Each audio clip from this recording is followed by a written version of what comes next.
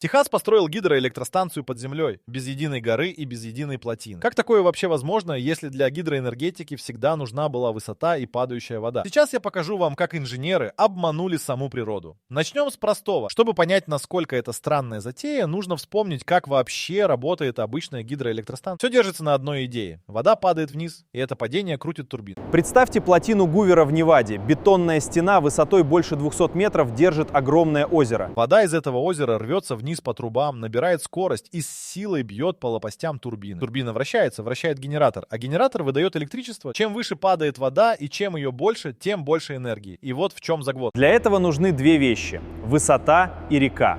Нужна гора или хотя бы холм, чтобы... Для этого нужны две вещи – высота и река. Нужна гора или хотя бы холм. А теперь посмотрите на Техас. Это один из самых плоских штатов Америки. Здесь нет гор в привычном смысле. Здесь бескрайние равнины, прерии, нефтяные вышки до горизонта и почти полное отсутствие крупных перепадов высот. С точки зрения классической гидроэнергетики, Техас – это худшее место на континенте. Строить тут плотину для выработки энергии все равно, что ставить парусную яхту посреди пустыни. И тем не менее, в Техасе действительно есть гидроэлектростанция, которая работает под землей и выдает сотни мегаватт мощности. Она не использует ни одну реку. Больше того, большую часть времени она вообще не производит электричество, а наоборот его потребляет. И это не ошибка и не поломка. Так и было задумано. Чтобы понять этот парадокс, нужно задать правильный вопрос. Инженеры, которые проектировали эту станцию, не спрашивали себя, где взять падающую воду. Они спросили иначе, а что, если высоту не искать в природе, а создать ее самим? Что если поднять воду наверх тогда, когда энергия дешевая? Принципиально другой подход. Обычная плотина — это источник энергии. А техасская станция — это, по сути, гигантская батарея. Только вместо химических элементов, как в телефоне, она хранит энергию в виде поднятой воды. Такие станции называют гидроаккумулирующими. И именно они сегодня становятся ключом к энергетике будущего, потому что решают самую больную проблему современных электросетей – проблему хранения. Дело вот в чем. Электричество почти невозможно запасти в больших количествах. Его нужно потреблять ровно в тот момент, когда его производят. Днем, когда работают заводы и кондиционеры, спрос огромный. Ночью он падает. А электростанции, особенно атомные и угольные, не любят, когда их постоянно то разгоняют, то тормозят. Им выгоднее работать ровно круглые сутки. И вот ночью получается избыток дешевой энергии, которую некуда девать. А днем, наоборот, ее не хватает и приходится включать дорогие резервные мощности. Гидроаккумулирующая станция берет этот ночной избыток и превращает его в запас. Ночью она качает воду из нижнего резервуара в верхний, тратя дешевое электричество. Днем вода падает обратно вниз, крутит турбины и отдает энергию сети, уже по высокой дневной цене. Разница в стоимости и делает все это выгодным. Но и тут остается то самое препятствие. Чтобы вода падала, ей нужно откуда-то падать. Нужен перепад высот. В горах его дают сами скалы. Строишь один резервуар на вершине, другой у подножия, и природа делает всю работу. А что делать посреди техасской равнины, где разница между самой высокой и самой низкой точкой на много километров вокруг? Жалкие пара десятков метров? Ответ инженеров оказался неожиданным. Если высоты нет наверху, значит ее нужно искать внизу. Не поднимать один резервуар в небо, а опустить другой глубоко под землю. Пробурить шахту в толще пород и создать перепад высот вертикально вниз, туда, куда обычная гидростанция никогда не заглядывает. Именно поэтому эта станция и оказалась под землей. Верхний резервуар остается на поверхности, на уровне плоской равнины, а нижний уходит на сотни метров вглубь земли, в шахту, вырытую специально под него. И между ними прячется машинный зал с турбинами, работающий в вечной темноте под ногами Техаса. Звучит как фантастика, но за этой идеей стоит холодный инженерный расчет и очень конкретная геология Восточного Техаса. Звучит как фантастика, но за этой идеей стоит холодный инженерный и очень конкретная... Потому что просто выкопать глубокую яму мало. Нужно, чтобы порода вокруг держала воду, не обрушивалась и выдерживала колоссальное давление. И то, что нашли инженеры под Техасской равниной, оказалось идеальным материалом для этой задумки. Хотя изначально это подземное образование добывали здесь совсем ради другого.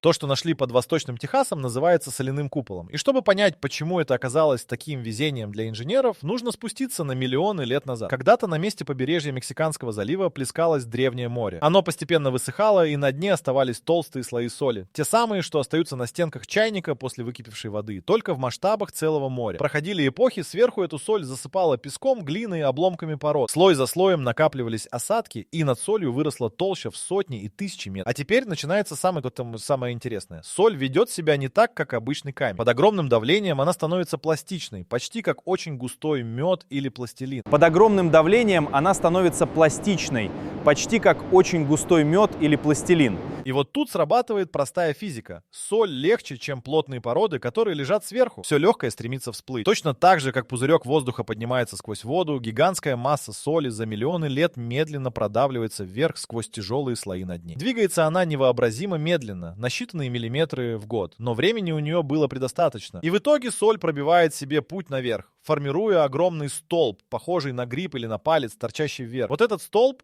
и называют соляным куполом. Некоторые из них поднимаются почти до самой поверхности, другие прячутся на глубине в километры.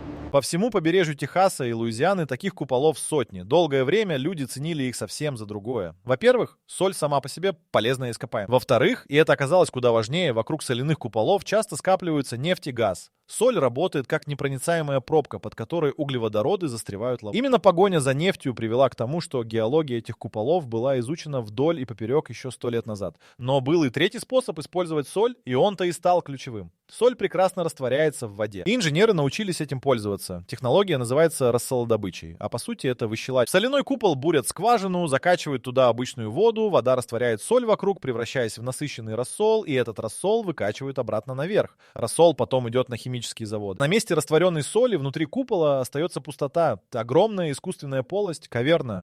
И вот в чем вся соль этой истории, простите за каламбур.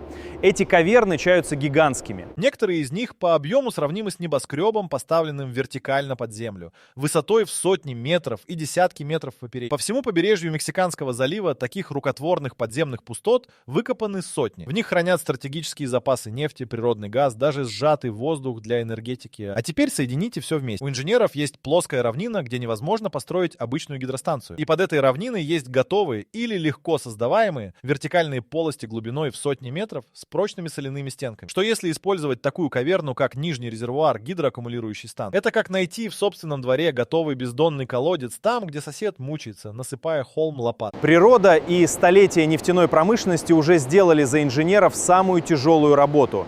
Только этот перепад направлен не вверх, к небу, а вниз, в глубину. И у соли есть еще одно бесценное свойство, которое делает ее идеальной для такой задачи. Она непроницаема. Соляная стенка не пропускает воду. Вода просто не может просочиться сквозь нее, как просачивается сквозь песок или трещиноватый камень. Резервуар из соли держит жидкость, как гигантская герметичная бутылка. Больше того, если в стенке под давлением появляется микротрещина, пластичная соль сама ее затягивает, течет и заполняет разрыв. Обычный бетон так не умеет. Со временем он трескается и требует ремонта. А соляная каверна фактически самовосстанавливается. Есть, правда, одна тонкость, о которой инженерам пришлось помнить постоянно. Соль растворяется в пресной воде. Если качать через каверну обычную воду, она будет медленно съедать стенки, и полость станет расти и терять форму. Поэтому в такой станции нельзя использовать простую воду. Нужен уже насыщенный рассол, тот самый, что не может растворить больше соли. Потому что насыщенный рассол оставляет соляные стенки в покое. Так сложилась вся картина. Верхний резервуар с рассолом на поверхности плоской равнины. Глубокая соляная каверна внизу, как нижний резервуар. Перепад высот в сотни метров, спрятанный под землей. И жидкость, которая не разъедает собственное хранилище. Оставалось только соединить это турбинами и насосами и превратить бывшую нефтяную геологию в электрическую батарею штата.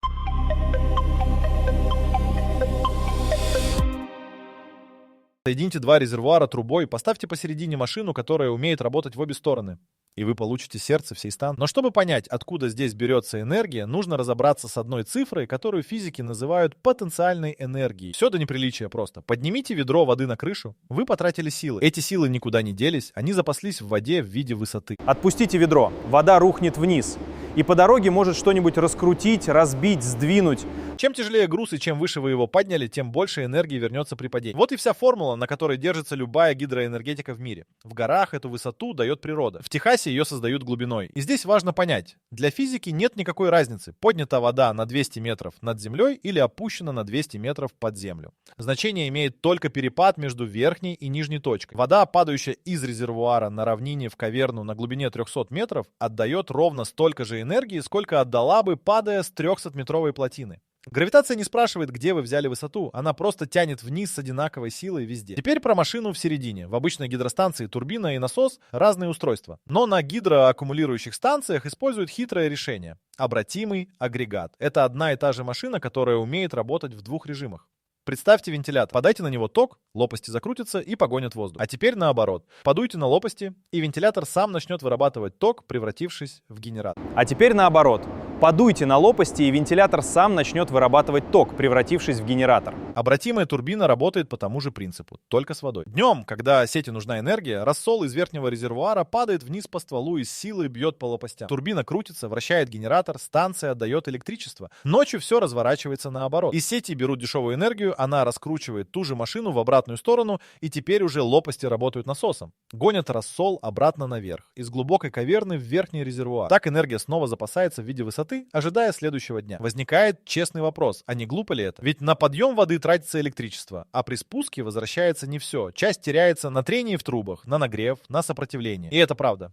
Гидроаккумулирующая станция всегда возвращает меньше, чем взяла. Обычно назад приходит около 75-80% вложенной энергии. 20% просто исчезают. Но вот в чем фокус, и он чисто экономический. Станция берет ночью самое дешевое электричество, когда его девать некуда, и оно почти ничего не стоит. А отдает днем, в часы пик, когда киловатт стоит в разы дороже. Даже потеряв пятую часть энергии по дороге, станция все равно остается в плюсе, потому что покупала дешево, а продает дорого. Это как купить товар ночью на распродаже и перепродать его днем втридорого. Даже если часть по дороге испортится, разница в цене все окупает. И это не единственная ее работа. Настоящая ценность такой станции в скорости. Атомный или угольный блок разгоняется часами, а гидроаккумулирующая станция способна выйти на полную мощность за считанные минуты, иногда за секунды. Достаточно открыть заслонку и пустить воду вниз. Поэтому ее держат как страховку для всей энергосистемы. Если вдруг где-то отключился крупный энергоблок или резко упала выработка ветряков и солнечных панелей, станция мгновенно вбрасывает в сеть недостающую мощность и не дает свету погас. Именно поэтому такие проекты снова стали актуальны в Техасе. Штат за последние годы построил колоссальное количество ветряков и солнечных станций. Но у зеленой энергии есть тот самый неприятный характер. Ветер то дует, то стихает. Солнце светит только днем и прячется за туч. Выработка скачет непредсказуемо. А сеть требует стабильности. Ровно столько энергии, сколько потребляют прямо сейчас. Ни больше, ни меньше. Излишки в солнечный ветреный день девать некуда, а в безветренный вечер их отчаянно не хватает. Гидроаккумулирующая станция становится буфером между капризной природой и требовательной сетью. Гидроаккумулирующая станция становится буфером между капризной природой и требовательной сетью. Она впитывает избыток, когда его слишком много, и отдает запас, когда его не хватает. По сути, это огромный маховик, который сглаживает рывки всей системы. И соляные каверны под Техасской равниной подходят для этой роли идеально. Они большие, глубокие, герметичные и уже наполовину готовы благодаря столетию нефтедобычи. Оставался последний вопрос, самый трудный. Одно дело нарисовать такую станцию на бумаге, и совсем другое — убедиться, что соль под ногами выдержит то, что инженеры собирались с ней сделать. Главная опасность пряталась не в турбинах и не в трубах, а в самой соли.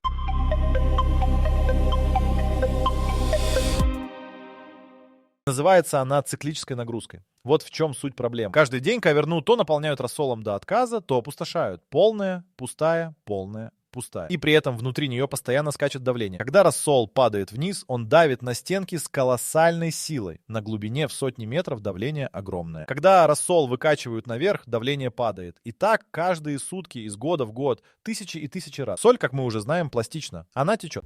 И вот тут возникает коварство. Если каждый день сжимать и отпускать соляную полость, она начинает медленно менять форму. Стенки могут постепенно вспучиваться внутрь, каверна сжиматься и терять объем, деформироваться. То самое свойство соли самозатягивать трещины при других обстоятельствах играет против инженеров. Материал, который течет, не любит, когда его гоняют туда-сюда. Обычная нефтяная каверна, где нефть заливают и хранят годами почти без движения, таких издевательств не знает. А гидроаккумулирующая станция мучает соль ежедневно. Именно поэтому расчет давления стал самой тонкой частью всего проекта. Инженеры не могли позволить рассолу падать слишком низко, иначе внешние породы раздавили бы пол. И не могли поднимать давление слишком высоко. Иначе рассол начал бы распирать стенки и рвать соль по трещинам вверх, к поверхности. Пришлось найти узкий коридор давлений, внутри которого каверна остается стабильной десятилетиями. Каждый цикл наполнения и опустошения держит строго в этих границах, следя за давлением, как за пульсом больного. И вот когда все расчеты сошлись, открылось то, ради чего все затевалось. Оказалось, что можно построить электростанцию буквально из пустоты. Не из падающей реки, не из угля, не из урана. а из рукотворной дыры в земле, наполненной соленой водой. Энергию здесь не производят в привычном смысле. Ее перекладывают во времени, берут ночью, кладут в подземный карман, достают днем. Станция не создает киловатты, она хранит их. Это переворачивает саму логику энергетики. Весь 20 век человечество строило станции по одному принципу. Где-то есть источник силы. Падающая вода, горящий уголь, распад атома, и мы к нему пристраиваемся. Гора диктовала, где будет гидростанция. Уголь диктовал, где встанет ТЭЦ. А тут впервые не природа выбирает место, а инженер сам создает условия там, где ему удобно. А тут впервые не природа выбирает место, а инженер сам создает нужные условия там, где ему удобно. Нет высоты — выроем глубину. Нет резервуара — растворим его в соль. Плоский Техас, худшее место для гидроэнергетики, оказался одним из лучших мест на планете для хранения энергии. И масштаб этого решения куда больше, чем одна станция. Дело в том, что энергетика сейчас переживает главный поворот за 100 лет. Мир массово переходит на солнце и ветер. Но у них, как мы говорили, капризный характер. Они дают энергию не тогда, когда нужно, а тогда, когда им вздумает. И без хранилищ вся зеленая революция упирается в стену. Девать избытки некуда, а перекрыть провалы нечего. Все думают, что ответ — это батареи, огромные аккумуляторные фермы. Но у батарей есть предел. Они дороги, служат недолго, содержат редкие металлы и способны отдавать энергию лишь несколько часов. А гидроаккумулирующая станция стоит десятилетиями, не боится тысяч циклов и отдает мощность часами и сутками. Сегодня именно на такие станции приходится больше 90% всей накопленной энергии в мире. Гораздо больше, чем на все батареи вместе взятые. Просто раньше их можно было строить лишь в горах. А соляные каверны снимают это последнее ограничение. Они убирают из формулы горы. И это значит, что гигантские подземные батареи теперь можно строить там, где раньше о гидроэнергетике даже не мечтали. На равнинах, на побережьях, в глубине континентов, везде, где под ногами есть подходящая соль. А соляных куполов по миру тысячи. Под Германией, под Британией, под всей береговой линией Мексиканского залива, под просторами Китая. Получается почти парадокс. Столетия люди дырявили эти купола ради нефти и газа, ради топлива, которое сжигали и выбрасывали в воздух углерод. А теперь те же самые дыры готовятся служить чистой энергетике, помогая солнцу и ветру вытеснить то самое ископаемое топливо. Инфраструктура эпохи нефти переходит по наследству эпохи возобновляемой энергии. Старые скважины, старые каверны, столетний геологический опыт — все это внезапно обрело вторую жизнь. И все же остается вопрос, который не дает покоя даже сторонникам этой идеи. Насколько все это надежно на самом деле? Что будет с солью через 30, 50, 100 лет ежедневных циклов? И не окажется ли, что энергия из пустоты имеет свою скрытую цену? Скрытая цена есть, и инженеры о ней прекрасно знают. Начнем с самой соли.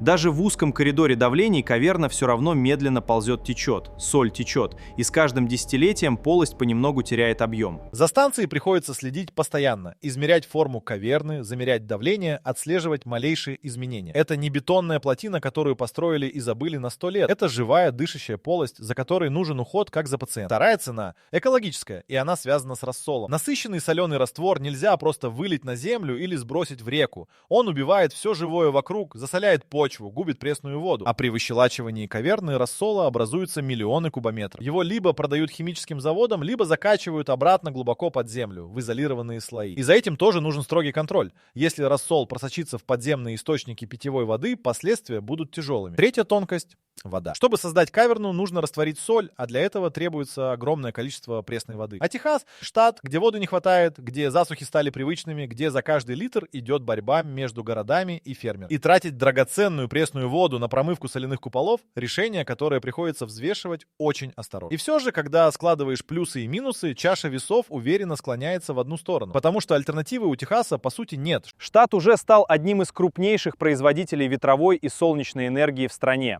Местами возобновляемые источники дают львиную долю. Но именно Техас пережил и катастрофу, которую забыть невозможно. Зимой 2021-го мощный шторм обрушил энергосистему штата. Миллионы домов остались без света и тепла на несколько суток. Погибли сотни людей. Блэкаут показал жестокую правду.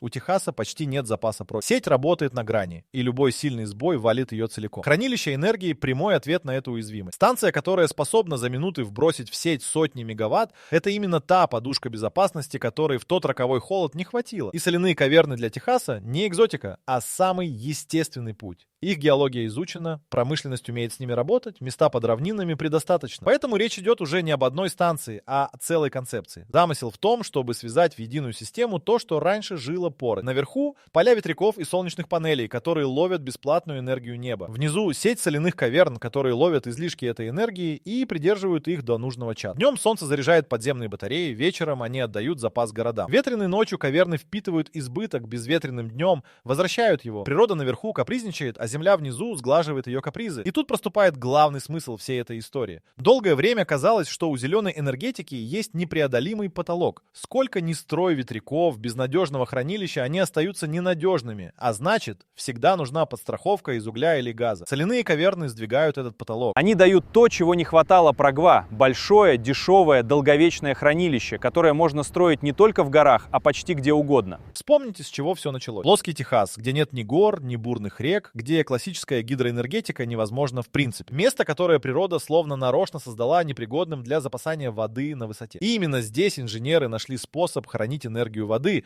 не подняв ее к небу, а опустив под землю. Они не стали спорить с рельефом. Они перевернули саму задачу. Раз нельзя строить вверх, будем строить вниз. В этом и заключается тот самый обман природы, о котором шла речь с самого начала. Никакого настоящего обмана, конечно, нет. Все законы физики соблюдены до последней запятой. Гравитация тянет вниз, вода падает, турбина крутится, все честно. Изменилось лишь одно. Человек перестал искать готовые условия и научился создавать их сам. Высоту, которой не дала природа, он выкопал в толще соли. И если этот подход сработает так, как задумано, он изменит гораздо больше, чем энергетику одного штата. Тысячи соляных куполов по всему миру, даже от Германии до Китая, превратятся из хранилищ ископаемого топлива в опору чистой энергетики. Равнины, которые всегда считались бесполезными для гидроэнергетики, станут ее новым фронтом. А сама идея, что энергию можно копить в дыре под землей, наполненной соленой водой, из инженерной экзотики превратится в обыденность. Техас построил гидроэлектростанцию там, где ее не могло быть. И, возможно, именно так, не покоряя природу, а перехитрив ее собственными правилами,